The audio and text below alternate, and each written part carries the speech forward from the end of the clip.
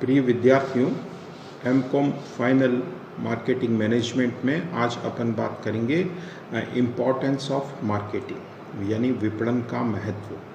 देखिए, पिछले टर्न पर या पहले अपन ने चर्चा करी थी कि विपणन क्या होता है, मार्केटिंग किसे कहते हैं और मार्केटिंग का कंसेप्ट क्या है। कंसेप्ट में अपन ने देखा था कि ओल्ड कंसेप्ट है, न्यू कंसेप्ट है। ओल्ड कंसेप्ट जो है वो मोर और लेस जो है वो फर्म या संस्था के आवश्यकता की पूर्ति पर ध्यान देता है, और जो मॉडर्न कंसेप्ट है वो ग्राहक, कस्टमर, उसकी आवश्यकता, उसकी रिक्वायरमेंट, उसकी पूर्ति पर ज़्यादा बल देता है। आज अपन इसकी इम्पोर्टेंस की चर्चा करेंगे, विपणन के महत्व की अपन बात करेंगे। तो देखिए, जहाँ तक विपणन के महत्व की बात है, तो यदि हमको मार्केटिंग का कंसेप्ट अच्छी तरह से समझ में आ जाता है तो हम इसकी इम्पोर्टेंस को भी आसानी से बतला सकते हैं, लिख सकते हैं। जहाँ तक इसकी इम्पोर्टेंस की बात है तो हम कई प्रकार से इसकी इम्पोर्टेंस का अध्ययन कर सकते हैं। एक तो जैसे फर्म के हिसाब से या व्यावसायिक संस्था के हिसाब से विपणन का क्या महत्व होता है। देखिए, जहाँ तक संस्था की बात है, व्यावसायिक इकाई की बात है, तो उसके लिए विपणन जो है वो एक रामबाण का काम करती है, क्योंकि विपणन के माध्यम से ही संस्था जो है वो अपने ग्राहकों तक पहुंचती है या नए ग्राहक बनाती है या ग्राहकों को लंबे समय तक जोड़कर रखने का प्रयास करती है। तो विपणन जो है वो संस्था के लिए इस रूप में उपयोगी होता है कि इसके माध्यम से संस्था को नए ग्राहक मिलते हैं, संस्था को नए बाजार मिलते हैं। जब आपको नए ग्राहक मिल रहे हैं, नए बाजार मिल रहे हैं, आपके ग्राहकों में स्थायित्व, स्टेबिलिटी आ रही है, यानी वो बार बार संस्था को छोड़कर दूसरी संस्था में नहीं जाते हैं, तो उससे क्या होता है कि आपका प्रोडक्शन ज़्यादा होता है। प्रोडक्शन ज़्यादा होने का मतलब क्या है कि आपकी बिक्री ज़्यादा होती है, बिक्री ज़्यादा, आपके प्रॉफिट्स ज़्यादा, आपकी ख्याति में वृद्धि, नए बाज़ारों में प्रवेश, यानी संस्था को अपने विकास विस्तार का एक अवसर प्राप्त होता है। फिर आज के ज़माने में जहाँ कंपटीशन इतना विकराल रूप ले चुका है, तो वहाँ बिना मार्केटिंग के संस्था के लिए अस्तित्व में बने रहना जो है ये एक असंभव सी बात लगती है।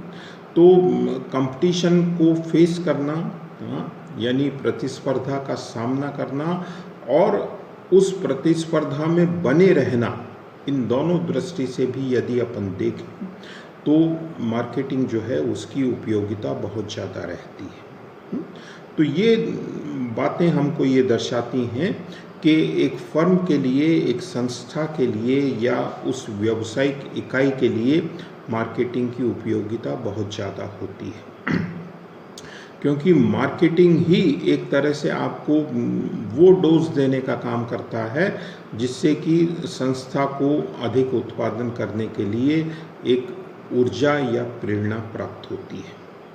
अब दूसरी फैक्टर अपन बात करें, वो होता है उपभोक्ता या कंज्यूमर, यानी उपभोक्ता के लिए मार्केटिंग किस रूप में उपयोगी हो सकती है।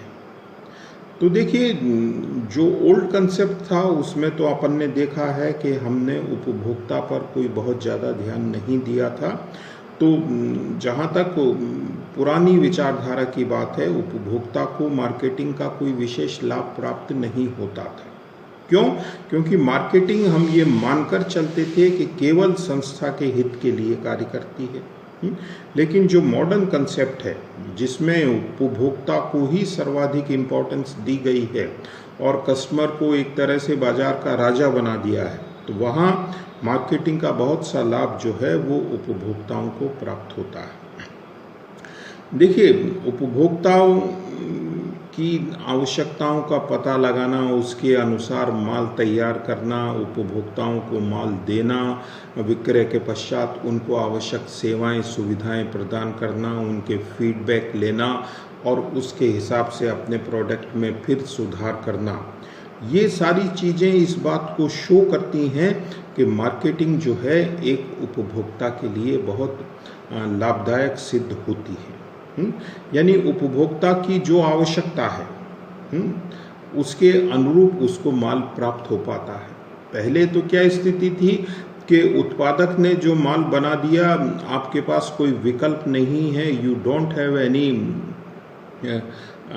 Other option but you have to purchase that goods. आपके पास कोई विकल्प नहीं होता है, जो माल उपलब्ध है आपको वही खरीदना है। लेकिन अब क्या स्थिति है कि अब आप जैसा माल चाहते हैं वैसा माल उपलब्ध है, यानी टेलर मेड प्रोडक्ट जो हैं वो बाहर मार्केट में है। तो आप अपनी आवश्यकताओं को बहुत अच्छी तरह से संतुष्ट कर सकते हैं। पहले आप पैसा भी खर्च करते थे, लेकिन तो भी आपकी इच्छाएं, आपकी आवश्यकताएं पूरी हों ये जरूरी नहीं था। अब जैसा माल जिस रूप में, जिस रंग रूप का, जिस आकार का, जिस बनावट का, जिस डिज़ाइन का आप चाहते हैं बाजार में आपके लिए उपलब्ध हो सकता है। क्यों हो सकता है? क्योंकि हम कस्टमर पर इम्पोर्टेंस दे रहे हैं, महत्व दे रहे हैं और अपने उत्पाद को हम उसी रूप में डिज़ाइन कर रहे हैं जैसा कि एक उपभोक्ता चाहता है। तो आज कस्टमर की आवश्यकता जो है वो बहुत अच्छी तरह से पूर्ण हो रही है। जो पैसा वो खर्च कर रहा है उसको एक अच्छा रिटर्न प्राप्त हो रहा है। फिर दूसरी बात कि मार्केटिंग आपको लेटेस्ट इन्फॉर्मेशन बाज़ार की भी प्रदान करता है कि बाज़ार में क्या स्थिति है, क्या ट्रेंड है, क्या चलन है। ये सारी जानकारी विपणन के माध्यम से एक ग्राहक को प्राप्त होती है, क्योंकि उन्हीं जानकारी के आधार पर ग्राहक जो है वो अपने क्रय के संबंध में कोई निर्णय लेता है, कोई विचार करता है। फिर आज संस्थाएं जो हैं वो ग्राहक से चूँकि लंबे समय तक जुड़ा रहना चाहती हैं, क्योंकि वो चाहती हैं कि इस कंपटीशन में के युग में अल्टीमेट जो हमारे सर्वाइवल का कारण हो सकता है वो सिर्फ और सिर्फ कस्टमर ही है। तो इसलिए कस्टमर के साथ वो ज़्यादा से ज़्यादा जुड़ा रहने के लिए ऐसा नहीं है कि माल या वस्तु बेचने के पश्चात वो ग्राहकों से संपर्क समाप्त कर दें, बल्कि विक्रय के उपरांत भी वो ग्राहकों से जुड़ी रहना चाहती हैं। विक्रय के पश्चात उनको कई प्रकार की सेवाएं, सुविधाएं प्रदान करती हैं, उनसे फीडबैक लेती हैं। यानी ग्राहक जो है वो बहुत अपने आप को एक तरह से इस रूप में महसूस करता है कि उसकी कोई वक़्त है, उसको कोई इम्पोर्टेंस दे रहा है। वस्तु को बेचने के बाद भी उसको तरह तरह की सेवाएं, चाहे वो रिप्लेसमेंट की है, चाहे उसकी रिपेयर की है, ये सारी सुविधाएं उसको जो हैं वो प्राप्त हो पाती है। फिर जब मार्केटिंग के माध्यम से आपको नई नई चीज़ों के बारे में जानकारी मिलती है तो आप उन सब नई चीज़ों का प्रयोग करते हैं, उनके बारे में आप जानकारी प्राप्त करते हैं, नए साधन सुविधाएं आप प्राप्त करने की स्थिति में होते हैं। तो ये सब चीज़ें क्या है कि धीरे धीरे देखिए आपके यानी एक ग्राहक के जीवन स्तर को प्रभावित करती हैं। बाज़ार में कोई नया प्रोडक्ट आता है, आपने उसको खरीदा, उसको काम में लिया, आपके जीवन स्तर में एक वृद्धि का सूचक होता है। ये एक विकास का एक कारण माना जाता है। फिर कॉम्पिटिटिव मूल्य पर आपको सारे प्रोडक्ट मिल जाते हैं, क्योंकि देखिए जब कंपटीशन बहुत ज़्यादा होता है तो कोई भी व्यवसायी अपनी मनमानी करने की स्थिति में नहीं होता है। क्यों नहीं होता है? क्योंकि वो ये जानता है कि सर्वाइवल के लिए मैं बहुत अधिक कीमत वसूल नहीं कर सकता। तो आपको अच्छा प्रोडक्ट मिल रहा है, कम कीमत पर मिल रहा है, विक्रय के पश्चात आपको अच्छी सेवाएं, सुविधाएं प्राप्त हो रही हैं, जैसा आप प्रोडक्ट चाहते हैं वैसा प्रोडक्ट आपके लिए तैयार हो रहा है। तो ये सब लाभ हमको मार्केटिंग की वजह से ही प्राप्त होते हैं। अब यदि हम सोसाइटी के लेवल पर बात करें, समाज के स्तर पर बात करें कि विपणन के क्या क्या लाभ हो सकते हैं, तो देखिए समाज भी किसी न किसी रूप में विपणन से प्रभावित होता है, लाभान्वित होता है। जब विपणन की गतिविधियों का संचालन होता है या विपणन का विकास विस्तार होता है तो उससे रोजगार का क्रिएशन होता है। रोजगार का क्रिएशन एक तो फर्म के माध्यम से भी हो रहा है, फर्म का प्रोडक्शन बढ़ रहा है, फर्म की बिक्री बढ़ रही है, तो नेचुरल बात है कि फर्म में भी नए लोगों को रोजगार के अवसर प्राप्त होते हैं। लेकिन जब मार्केटिंग की एक्टिविटीज़ बढ़ती हैं समाज में, तो रोजगार के और नए अवसर भी पैदा होते हैं। आज हम देखते हैं कि जो मार्केटिंग में विज्ञापन करने वाली संस्थाएं हैं, बहुत बड़ी बड़ी संस्थाएं हैं जिनमें बहुत लंबी संख्या में, बहुत बड़ी संख्या में लोग बाग जो हैं वो काम करते हैं। विज्ञापन तैयार करना, विज्ञापन का प्रसारण करना, ये एक अच्छी खासी इंडस्ट्री है। तो इस तरह से लोगों को रोजगार के नए अवसर प्राप्त होते हैं। फिर देखिए, ग्राहक जो है वो समाज का ही पार्ट होता है। तो जब ग्राहक के जीवन स्तर में सुधार आता है तो धीरे धीरे वो सुधार जो है वो समाज में भी रिफ्लेक्ट होता है, समाज में भी दिखने लगता है। समाज का भी जीवन स्तर सुधरता है, समाज के लोगों को भी नई नई जानकारियाँ प्राप्त होती हैं, समाज के लोग भी नई चीज़ों के प्रयोग के लिए जो है वो प्रोत्साहित होते हैं, नई चीज़ों का प्रयोग करते हैं। तो स्टैंडर्ड ऑफ लिविंग जो है ओवरऑल समाज का इम्प्रूव होता है, सुधरता है। फिर सोशल वैल्यूज़ हैं कुछ।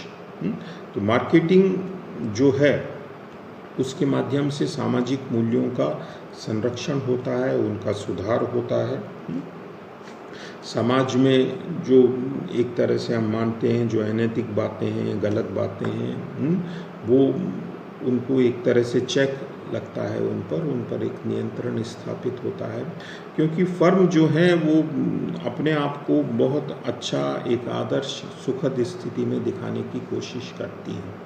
तो सकारात्मक बातों का बढ़ना, अच्छे विज्ञापनों का आना, ये सब चीज़ें जो हैं वो समाज में एक सुधार का कारण बनती हैं।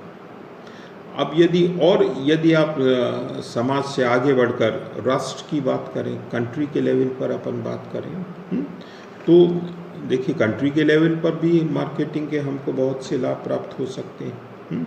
जैसे जितने भी रिसोर्सेज हैं, साधनों का सदुपयोग जो है वो मार्केटिंग के माध्यम से संभव हो पाता है।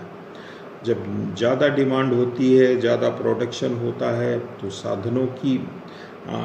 साधनों के बारे में कंपटीशन होता है, तो साधन जो है उसका हमको बढ़िया से बढ़िया कीमत प्राप्त होती है। फिर जितने भी बिजनेस साइकिल होते हैं, व्यापार चक्र है, व्यापार चक्र से मतलब है कि कभी बहुत ज़्यादा डिमांड है और कभी डिमांड जो है वो बिल्कुल घट जाती है, कम हो जाती है। तो उस पर भी एक चेक लगता है, क्योंकि जब डिमांड कम होती है तो कंपनीज अतिरिक्त प्रयास करके अपने माल को बेचने की कोशिश करती हैं, प्रयास करती हैं। जब डिमांड ज़्यादा है, जब तो माल आपका स्वतः ही बिक रहा है, लेकिन ऑफ सीज़न में या जब डिमांड कम हो जाती है, उस समय कंपनी जो है अपने प्रोडक्ट को अलग अलग तरीके से पुश करने की कोशिश करती है। तो उससे क्या है कि व्यापार चक्रों पर भी असर पड़ता है और उनमें गिरावट आती है। फिर नेशनल लेवल पर जब सभी फर्मों का प्रोडक्शन बढ़ रहा है, व्यापार का विकास विस्तार हो रहा है, तो उससे क्या है कि टोटल प्रोडक्टिविटी जो है वो देश की बढ़ती है, टोटल प्रोडक्शन जो है वो बढ़ता है। लोगों को जब रोजगार प्राप्त होता है तो राष्ट्रीय इनकम, नेशनल इनकम जो है उसमें वृद्धि होती है। नेशनल इनकम में वृद्धि होना या एक्सपोर्ट में वृद्धि होना या फॉरेन एक्सचेंज में वृद्धि होना, ये सब जो हैं वो मार्केटिंग के एक दूरगामी लाभ हैं जो राष्ट्रीय स्तर पर प्राप्त होते हैं। क्योंकि देखिए, जब मार्केटिंग की वजह से बिजनेस फलता फूलता है, तो उसके लाभ आपको मल्टी डायमेंशनल रूप में प्राप्त होते हैं। संस्था भी लाभान्वित हो रही है, ग्राहक भी लाभान्वित हो रहा है, समाज भी लाभान्वित हो रहा है, राष्ट्र भी लाभान्वित हो रहा है। सब जो हैं वो उसकी वजह से प्रत्यक्ष या अप्रत्यक्ष रूप से लाभान्वित होते हैं। तो यही मार्केटिंग जो है उसके कुछ प्रमुख लाभ, इम्पोर्टेंस हम बतला सकते हैं।